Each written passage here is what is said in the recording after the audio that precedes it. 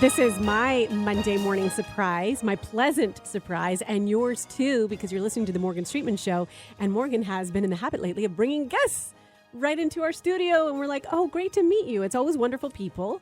And we have one of those fantastic guests with us today. Very appropriate timing. And so I'll let you do the honors. Well, that's right. I gave him slightly more notice than I've given you, Roxanne, because I called him yesterday afternoon and I said, hey, what are you doing tomorrow morning? And he said, I have a few things planned. And I said, well, how would you like to come on the radio instead? And he says, well, okay, well, thanks for the notice. And so why did I ask him on? I was driving home, and he's got a new radio show, and I was listening to his radio show, and I just thought, wow, that is perfect. I love what he's talking about. He was doing something, he was giving a talk, a sermon, so now we get you a little clue as to who we've brought in today. He was doing a sermon that he did in August of last year that I really loved, and I listened to it, and I heard it again, and boy, it is timeless, and it was so impactful, particularly during Holy Week, and I said, it's Holy Week, we should do something with a pastor, and so I brought in Pastor Chris Smart from Hope Church in Lutz, Florida, and he's with us. And folks, you're going to love his accent because he's originally from Scotland. Good morning. Thank you for inviting me as well, even at short notice. It's very kind of you. Well, it's great to have you here. I'm so glad you could join us. And I'm sorry I didn't give you more notice. And it's like I told him, I just realized it's Easter week. And I was saying that jokingly, seeing as how I was actually in church yesterday. It was Palm Sunday yesterday. So I was aware that this day was coming, but not apparently planning ahead enough to have pre-booked my guest. But I'm glad he was available. And one of the reasons I wanted to have him on, because he just started his own radio show, which is called Smart Talk. It is indeed, yeah. Just really 2 last Sundays we've started that, and so far we're really encouraged that it's happened. It covers a big area around Clearwater, Tampa, on 1340 AM, I think it is, and it's just really encouraging to see the support that's gone into something like this happening. And tell us about how you decided to get into that. Well, really, there's a fellow in the congregation that I know called Ernie, who's been very involved in the political world here in Florida, and he's been listening to the messages. He's very concerned about where America is going, and he just wanted to bring something that would bring hope to people, and that tied in with a lot of what we're talking about regularly, about the culture shifts and things like that and how that happens. And so that two things came together, and that kind of shows in the show. I talk first, and then the last 20 minutes or so, Ernie fills in with some more political stuff and that kind of things. Well, and you're not a very political guy. I can report to you that your sermons don't take a political bent to them. Well, I came 4.5, 5 years ago to America. Let's just say it's a rather interesting period of time to come to America. Donald Trump had just come into power, and then you've had COVID, to mask, to not mask, and everything else. So you're trying to navigate a group of people through that kind of time, as well as adjusting to the culture yourself. You take it easy, because you want to keep the focus on the big things so that everything else is kept in proportion. So that's why we're careful with that one. Yeah. Well, and you came from Scotland. You lived there most of your life. Yes. And of course, Scotland is it fair to say that Scotland is a little more politically liberal, what we would call politically liberal? I think the whole British system is. Oh, yeah. By the standards of Florida, we're way out there on the left for you guys. But we're wild in Florida. Oh, absolutely. But I have to say, I'm very thankful I did lockdown in Florida and not home in Scotland, where it's barely opened up again there. So, there's extremes either way, and definitely over there they went to a very extreme level there. I don't know how much it's really helped them. And you have an interesting personal story, too, because one of the things that I want to get to during the program is the story of Easter week. This is a very appropriate time to do it, and a lot of people call it, Resurrection Sunday instead of Easter. I don't know if we've ever talked about some of those issues here, but that's not one of the big things. So we'll just call it Easter week, and it's a big week. It's probably the biggest week in Christianity, and I want people to understand by the end of the show, to understand the thumbnail size of the story of Easter. People might be interested in that. But before we get to that, how about your own personal story of coming to faith? Tell us about your background. How did you become a pastor? Well, interestingly, I didn't have any upbringing in Christianity. But when you're young, I think a lot of people do ask questions, and in their late teens, you want answers. So I did that. Went off to study chemistry in Aberdeen for university, and there found a young guy who really did know what he believed. And I attacked him with every question I could.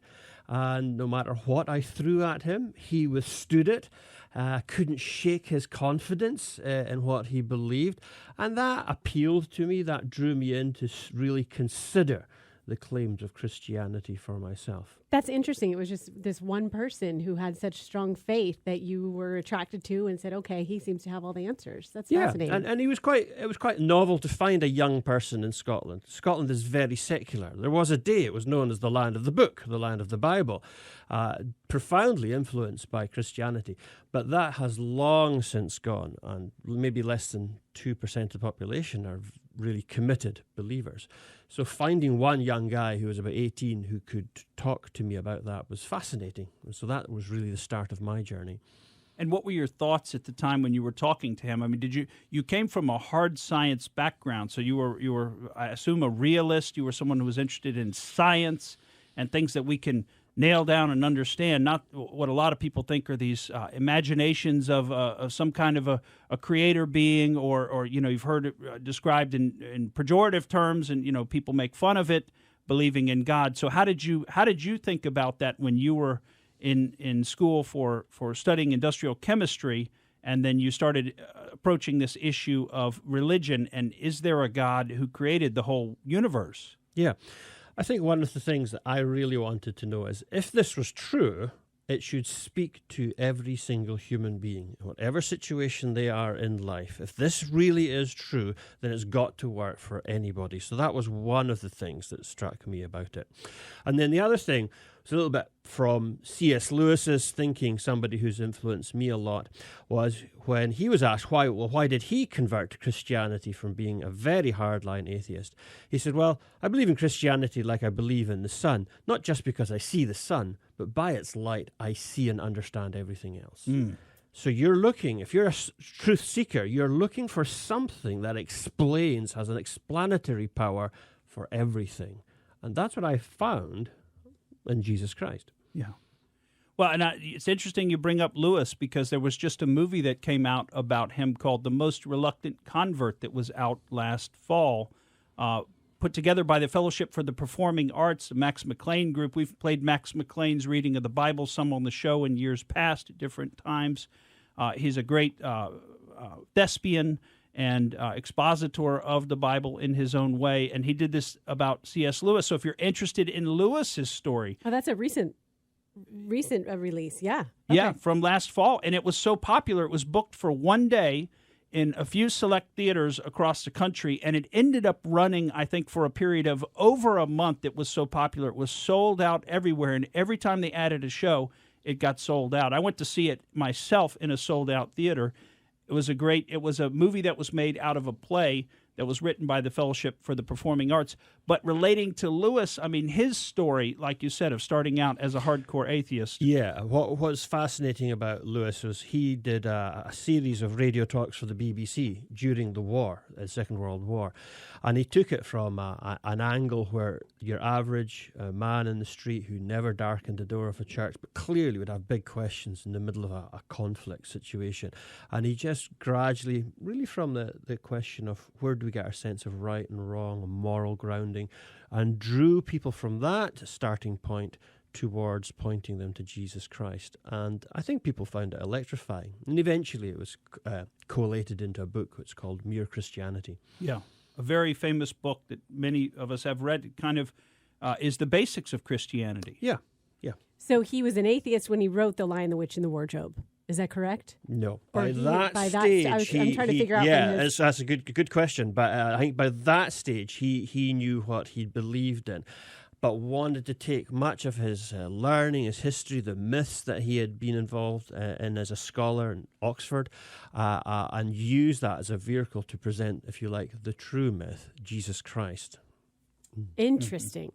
And he was close with Tolkien at Oxford. Very much so, in a pub every week, having a pint of beer with a few other writers. A very creative group, which helps a lot of writers move on in life, and that's how they came together, and really between the two of them, Lewis and Tolkien, have had a massive impact in the world through their writings. Right. Tolkien wrote the Lord of the Rings trilogy, if you didn't know that, and he was a Christian when he met Lewis, and is my understanding. Big part of what led Lewis to the Lord, because they both had interest in ancient myths and things like that, and Tolkien's point was that these were all stories that were pointing us to the real story, the true story, and that fascinated him. Well, great. Well, we're going to get into some more of that because there are so many interesting things that you're going to tell us about. We're going to talk about apologetics and the Easter story when we come back. We are back on the Morgan Streetman Show with a very special guest in studio. So enjoying our conversation. Morgan, thank you for bringing in Pastor Chris. And you can also hear him on Smart Talk. That is a show that is on Sunday. Sundays, yes, at I say 12:30, but I believe over here I have to say 12:30 on Sundays. Yes. Well, no, you could say 12:30. If you use your accent, you can say pretty much anything. Okay. Yes. Okay. People will Sounds be lovely. pleased with it. Yeah, that's right, Roxanne. You can do a good British accent too. I won't insult. No, won't even go Well, there. be careful, or I'll pull out my William Wallace impression. No, please okay? don't. No, we can't. I think I've done that one for you before. I sort of get mixed reviews on that one. But in my mind, it's probably the greatest thing since Mel Gibson did it. So we're so excited to have Pastor Chris Smart with us here today. He is the pastor of Hope Church in Lutz, Florida, which is up in kind of the North Tampa area. And he came to Hope Church from Scotland, where he was a pastor for many years, and is now finally making it onto the radio, a place where he's long deserved to be, in my opinion. His sermons are amazing and such a joy to listen to. If you like an intellectual sermon, you'll really enjoy listening to his sermons because he's a very bright man, a former scientist who came to faith in Christ and now applies all of that intellectual rigor to his analysis of the gospel story. And one of the things that I heard on the sermon yesterday was some talk from something called apologetics, which essentially means being able to defend your faith. And it was some statements that you had made in one of your sermons that were so powerful about the fact that, a lot of people think that they don't study history and they think that they've figured out something that no one before has ever figured out when they have a thought. Yes, yeah. Apologetics is a slightly unfortunate term. It sounds like you're apologizing for what you believe, which is the very opposite. We're not giving an apology, but it comes from an old word that really means defending what you believe. And some friends, a friend is often on Moody Radio, David Robertson, will talk about it being persuasive evangelism, sharing the good news in Jesus in a way that takes people's questions, their hang-ups very seriously, really tries to understand their questions and then answer them. And you have to be able to do that today. America kind of assumes Christianity as the default position. But you're moving very quickly towards where we've been for, maybe 40, 50 years in the Europe, where it's a much more secular view. You start earlier. You can't even assume that people believe in the existence of a creator. So you're often going back earlier in the story and then leading them towards talking about the claims of Jesus Christ. So apologetics is defending Christianity, answering legitimate questions, and tackling things like that for people. And what are some of the difficult questions in your mind that you've had answered as you've studied Christianity?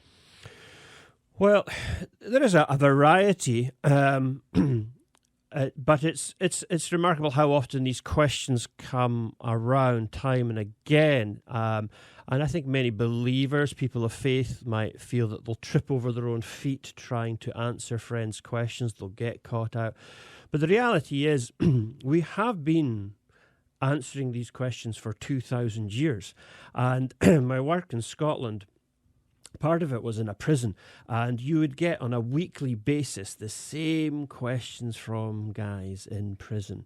And so you learn to answer them. And it's, I've got a really hard question for you, Chris. You've probably never heard it before. And okay, here we go. I'd heard it many times before.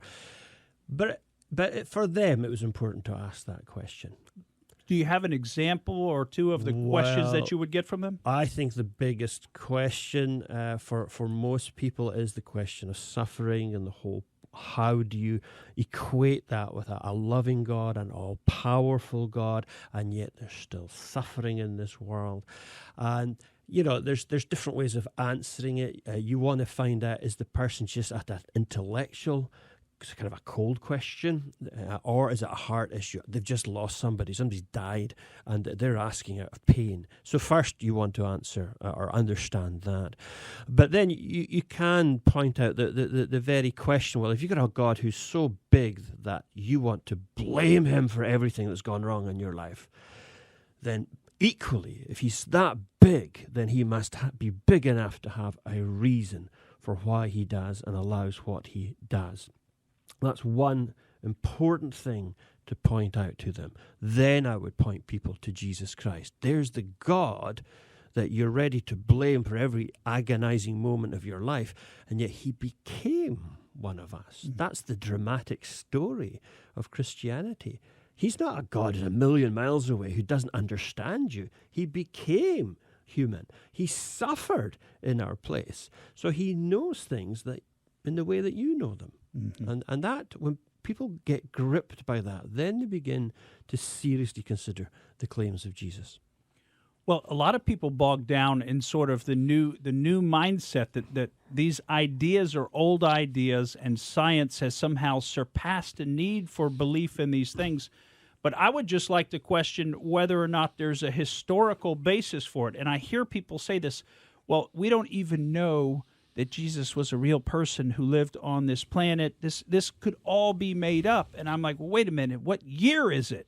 Yes, there's really no serious historian who would say that. You will get one or two who'll write it for a best-selling book, and that's the book that people will buy very often. But real historians, there's probably almost none out there who would actually doubt the existence of Jesus Christ. There are secular, if you like, non-Christian sources that back up what you have in the historical documents that we have in the Bible, what we call Matthew, Mark, Luke, and John. So the fact that a man called Jesus of Nazareth existed is as much historical fact as anything else. In fact, much more highly attested than, say, Julius Caesar's Gallic Wars. Yeah. You've got a couple of copies of that hundreds of years after it was written. Well, you've got thousands of copies within a much shorter period of time of the life of Jesus Christ. Right. So the evidence is overwhelming. You're exactly right. The evidence is overwhelming, but you still hear people deny it in polite conversation, not the academics, yes, but just there's a belief among regular people that That's maybe right. This didn't happen. But you want to push back a little bit about that. That's not so much a head issue, I have an intellectual problem. I would challenge them. It's a heart issue. I'll give you all the head answers that you want, but the bottom line is, do you want to believe it? And it's a heart issue for most people, why they don't. Because the concept of God is both attractive and got a negative to it. The positive is, somebody who's all-powerful and loving who could care for us, and there's life after death. Well, who wouldn't want to believe in that? But then, hang on, do I have to maybe start living my life, get on my knees before this God and live according to what he says? Well, that's a threat to my personal sense of freedom. So you have to bring those two things together. Well, that's the rebellion that's kind of inside of the human heart, which comes from the Bible. It tells us it started at the beginning with the first man. Yeah, and we've been replaying that story for a long time. Yeah. And it's interesting because, one of the things that Lewis said, and we talked about this during a break, and it's something that is a chapter title in a book that I particularly like called More Than a Carpenter, and that is Lord, Liar, or Lunatic, because you have a lot of people who want to approach Jesus as a great moral teacher. Yes. And Lewis had an answer for that. He really did. He said, well, don't insult Jesus by just saying that, because you're denying everything he claimed about himself. He said he was so much more than that. And then he backed it up with these miracles. So to say that he only claimed to be a moral teacher is to totally disregard what the man said. He made claims that were out just ridiculous at one level. You'd have to be insane to say, I'm the Son of God, basically. Unless, of course, you could back that up. Yeah. Well, and in his day and age, that had, for his people, the Jewish people, that had a very particular meaning to say that he was the Son of God, the Son of David. He was claiming to be the Messiah. Oh, yeah. The language had all kinds of resonance for the people in his day. So they were left with no doubt that he was claiming something that for them was shocking, blasphemous, really. Hence why they put him to death. So Lewis would point out, well, you can't say that he was just a moral teacher. The claims that he had means that he was either telling a lie, he was deceiving people, or he was deceived himself, he was a lunatic, or he was the Lord. He was everything he claimed to be, and his miracles attested to that, and particularly his resurrection from the dead attested to that. It's a lot of fun. What stage I'm in now is my daughter's coming home from school, and she's telling me all about God. And she's like, God is your father. God is my father too. Daddy's my father, but just like Joseph was Jesus's. But it's funny how kids look for their own explanations and can find it very easily. They have a lot of questions, but they can find the answers with their belief in God. They do, and it's quite challenging sometimes for the parents. There's I don't know how to explain that to them. That's right, yeah. And so are there some resources, because we only have a limited amount of time today, and there's more topics that I want. What are some resources for folks who are interested in this concept of defending the faith? Well, there's quite a few. Specifically to the resurrection, Gary Habermas, you could tackle him online. He gives what's called the minimal historical defense, where you take the minimum amount of material that secular historians say, absolutely, this is true, and then from that would prove the resurrection.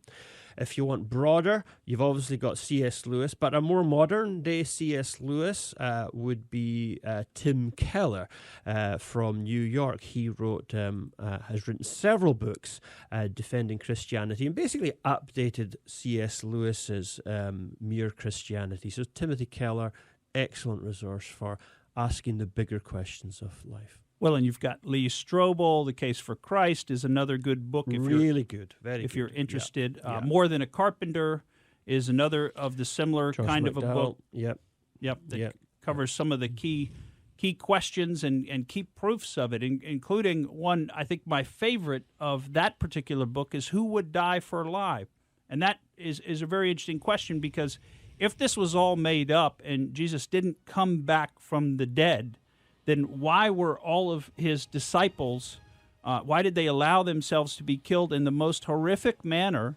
If he didn't come back from the dead, they would have known it. The story that was originally told was that his body was stolen. Absolutely. And if that was true, why would they die for that? It's true. Why would you die for a lie? And that would also, that kind of assumes that they maybe invented the lie. Now, why would they go about inventing for a new religion? As they say, if you want to make a fast buck, invent a new religion. And why would they invent the story of the resurrection? Because it was the most ridiculous thing in that culture. The culture came down to two parts. The Roman world didn't believe in it, and the Jewish world didn't believe in it. So why invent a story like that when nobody believed in it? Come, thou fount of every blessing, tune my heart to sing thy grace. We've got a hymn. You Streams of mercy, surprised me, Pat. never ceasing, call for songs. See, Pat, I heard that music. It wasn't what I was expecting. I thought it was just one more commercial, and then the mic came on. Good thing you didn't catch me in mid-comment or something. But Well, this is beautiful. This leads us right into the Easter story that the wonderful guest who you brought in today, Morgan Streetman, I so appreciate you introducing the audience to Pastor Chris Smart. And we can hear the Easter story today as we get ready for Easter this Sunday. That's right. A little preview of what you can get every week at 12:30 on Sundays on Smart Talk. You can go to Hope for Tampa. That's Hope, the numeral 4, Tampa.com. /Smart Talk, only one T, Smart Talk. And you can find the radio show there, and you can get that every week, every Sunday at 12:30. And folks, you're really going to want to listen into it. You're going to hear more fascinating discussions like what you're hearing today from Pastor Chris Smart. So, Pastor, I ask you if you would please just explain to the audience and all of us the Easter story and give us kind of a preview. What's this week that we're in, this Holy Week?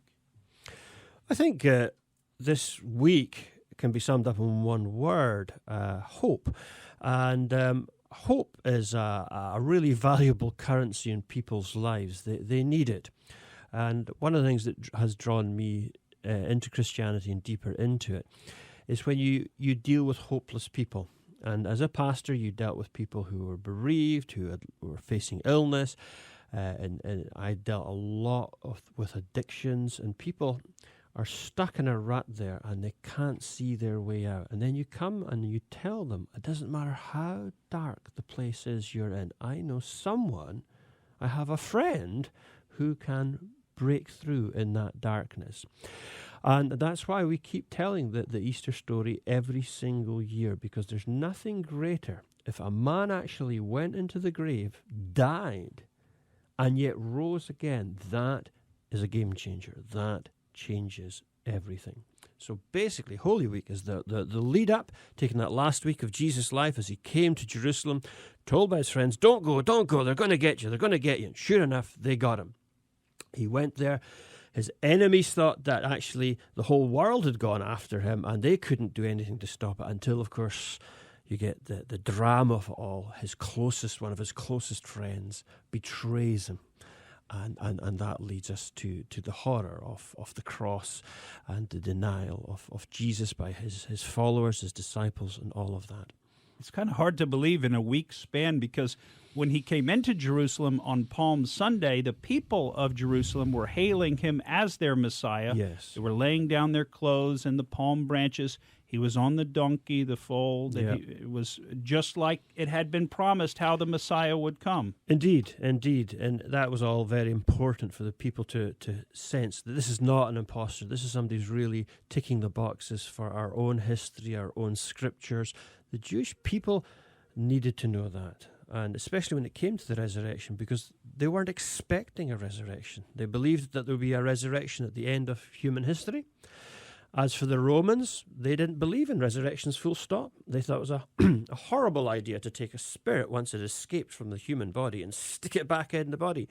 So again, to what we were talking about earlier, who would have dreamed up this idea unless it had actually happened? Mm-hmm. And then who would have dreamed up the idea of defending this idea by making women the first eyewitnesses of the resurrection? They had no standing in the court of law in those days.